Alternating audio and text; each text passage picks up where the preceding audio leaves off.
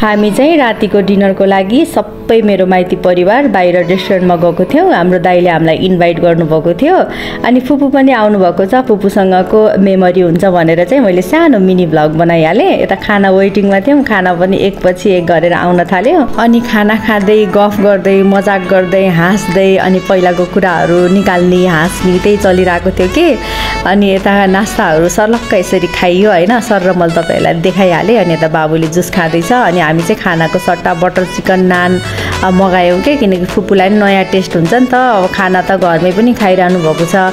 अनि यो butter chicken naan पनि कस्तो मिठो लाग्छ कि बाफ्रे, पेट नभरुन्जेलसम्म त कप कप कप यति खाएँ नि मैले। अनि खाएर पेट टन्न भएपछि अनि चट्ट शान्त भएको कि म त्यस्तो छु कि म फेरि हेर्नु। अनि त्यसपछि यता बाबुले फेरि खाँदैन, रोटी मात्रै खाँदैछ। फुपूले नि यता इन्जोय गरिरहनु भएको छ, यता हाँसी मजाक चल्दैछ।